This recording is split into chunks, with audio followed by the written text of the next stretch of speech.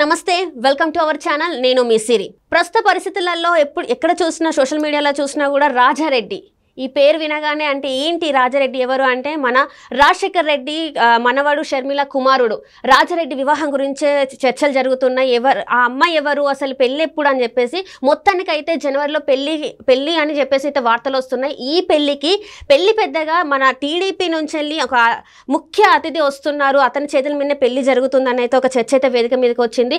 ఈ చర్చని మనతో పాటు చర్చించడానికి ఉన్నారు సీనియర్ జర్నలిస్ట్ దుర్గా కుమార్ గారు. నమస్కారం సార్. నమస్కారం మా సిరి, మన వీక్షకులకు కూడా నమస్కారం సార్. ఇప్పుడు ఏంటంటే Rajareddy talk of the town అయిపోయాడు, ఎక్కడ చూసినా కూడా ఆయన పేరే వినిపిస్తుంది. ఈ రాజారెడ్డి ఎవరంటే మన రాజశేఖర్ రెడ్డి మన మనవడు షర్మిల కుమారుడు.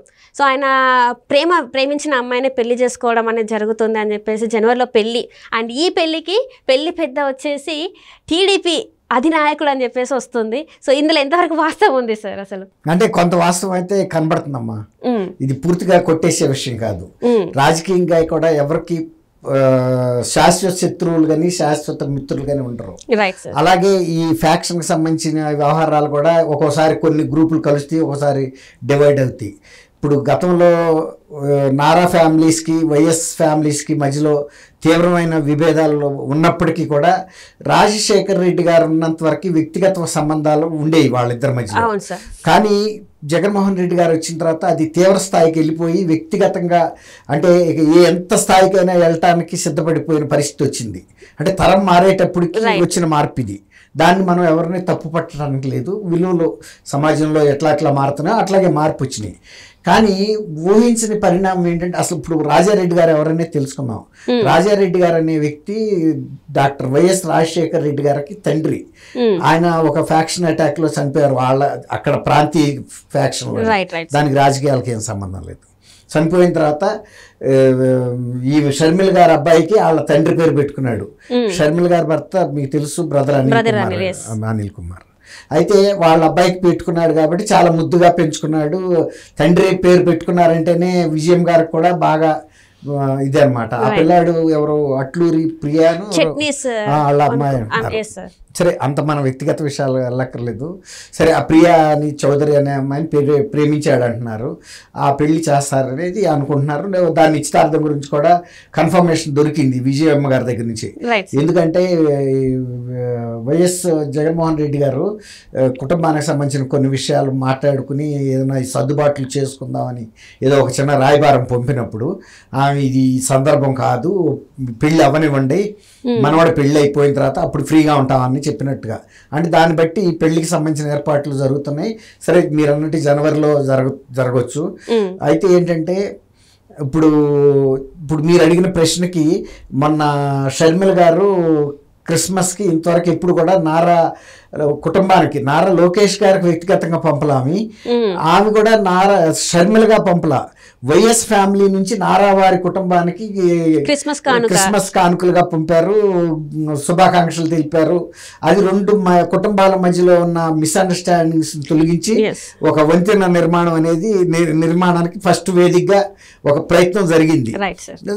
ఆయన కూడా స్పందించి దాన్ని రిసీవ్ చేసుకున్నాను, చాలా కృతజ్ఞతలు, మీకు కూడా మేలు జరగాలని కోరుకుంటున్నాం నారావారి కుటుంబం నుంచి వైఎస్ కుటుంబానికి అని. రెండు కుటుంబాలను బ్రిడ్జి చేయడానికి ప్రయత్నం చేసింది ఆ అమ్మాయి. షర్మిల వ్యక్తిగతంగా లోకేష్కి పంపితే అది వేరు. కానీ ఈ రెండు కుటుంబాలు ఇప్పుడున్న రాజకీయ పరిస్థితుల దృష్ట్యా కలిసి పనిచేయాల్సిన అవసరాన్ని ఆమె గుర్తించింది. ఎందుకంటే ఆమెకి వాళ్ళ అన్నయ్యతో అక్కడ చాలా తీవ్రమైన విభేదాలు వచ్చినాయి. అవి సర్దుబాటు కావాలంటే ఆమె ఒక్కటి దాని వల్ల కాదు. ఆమెకి ఇంకా కొంచెం బలగం కావాలి, సపోర్ట్ కావాలి, నైతికంగాను రాజకీయంగాను ఇంకా ఏదన్నా. అందుకని ఆమె ఏంటంటే గతంలో ఉన్న విభేదాలన్నీ చెరిపేసి తను వ్యక్తిగతంగా షర్మిల గారు ఇప్పుడు వ్యక్తిగత స్థాయిలో ఏ కుటుంబాలతో, ఏ పార్టీలతో, ఏ ప్రాంతం వాళ్ళతో, ఏ వర్గీయులతో ఎలాంటి సంబంధాలు నెరపాలనేది ఆమె నిర్ణయించుకుంటుంది. గతంలో నా అన్న అధికారంలోకి వస్తే నాకు చాలు, నాకు అన్ని కూడా మా అన్న చూసుకుంటాడు అనుకుంది. అందుకే ఆమె తను సర్వస్వం శక్తిని వడ్డీ పాదయాత్ర చేసి విజయమ్మ గారు కూడా నా బిడ్డని చీఫ్ మినిస్టర్ చేయండి, మీకు అందిస్తున్నాను, నా బిడ్డ మీ చేతుల్లో పెడుతున్నాను, నా బిడ్డ భవిష్యత్తును మీరు తీర్చిదిద్దండి, రాజన్న ప్రభుత్వం ఇస్తాడు అని ఇట్లా విజయమ్మ గారు కూడా విపరీతమైన ప్రయత్నం చేశారు, సాధించారు. కానీ ఆమె కళలన్నీ కళలైపోయినాయి. కూలిపోయినాయి, అన్ని కళ్ళల సౌధం కూలిపోయింది.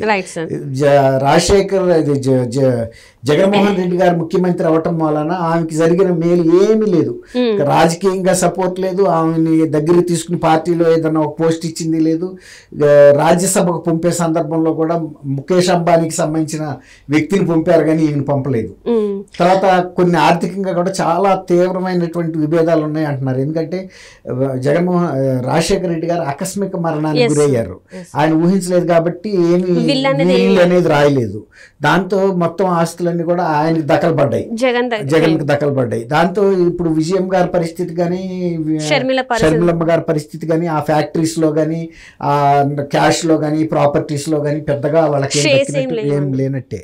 దాదాపు మీరు నేను ఎట్లాగో ఇంచు మనకన్నా బెటర్ గా ఉండొచ్చు కానీ దాదాపుగా అదే పరిస్థితి. ఆ స్థాయిలో అంటే ఒక పరిమితమైన వనరులతోనే ఉండాలి తప్ప గతంలో అంత వాళ్ళకి క్వశ్చనింగ్ లేదు. దాంతో మన పార్టీ కూడా నడపలేని పరిస్థితి ఎందుకు వచ్చిందంటే డబ్బు అందకే.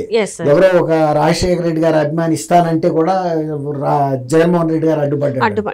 ఇవన్నీ కూడా బాధలు పడింది కాబట్టి ఆమె ఏం అనుకుంటుందంటే చంద్రబాబు నాయుడు గారికి రాజశేఖర రెడ్డి గారికి చాలా మంచి కెమిస్ట్రీ ఉండేది, ఒక అన్నదమ్ముల అనుబంధం లాగా, ఎన్ని విభేదాలు ఉన్నా కూడా.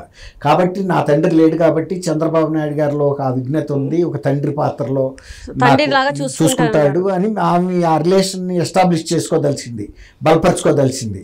కాబట్టి ఆమె ఆ ప్రయత్నం చేసినప్పుడు, ఎందుకంటే చంద్రబాబు నాయుడు గారు రేవంత్ రెడ్డి గారిని కూడా వాళ్ళ అమ్మాయి ఎంగేజ్మెంట్ అప్పుడు కూడా ఒక తండ్రి లాగా నిలబడి చేసిన చరిత్ర ఉంది. వాళ్ళు ఏదన్నా ఎవరన్నా నమ్మారంటే వాళ్ళకి హెల్ప్ చేస్తారు, ఆ కమిట్మెంట్ ఉంది. కొంతమంది వ్యాపారస్తుల్లాగా జగన్మోహన్ రెడ్డి లాగా ప్రవర్తించరు. తల్లిని చెల్లిని కూడా వ్యాపార దృక్పథంతో చూసి వాడుకుని అవతల పడేసాడంటే ఇక ఆయనకి ప్రజల పట్ల ఏముంటుంది. అందుకని చంద్రబాబు నాయుడు గారు లాంటి వ్యక్తులను కొంతమంది ఆమె ఎంపిక చేసుకుని వాళ్ళకి దగ్గరగా ఉండాలనే ప్రయత్నం చేస్తున్నదని నేను అనుకుంటున్నా. బహుశా ఆ పెళ్లి పెద్దరికం ఆయనకి ఇచ్చి ఒక తండ్రి పాత్రలో నిలబెడుతుందని అనుకుంటున్నా.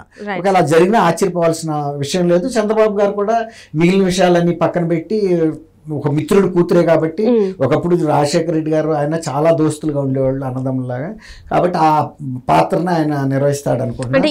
ఇది చాలా మంచి పరిణామం. ఎందుకంటే రాజకీయంగా కక్షలు పెంచుకుని కార్పణ్యాలు పెంచుకుని ఎవరో చంపిన వివేకానంద రెడ్డి గారు మర్డర్ కేసును కూడా చంద్రబాబు నాయుడు గారి మీద వేసాడు జగన్మోహన్ రెడ్డి. చూడండి ఎంత తేడా ఉందో.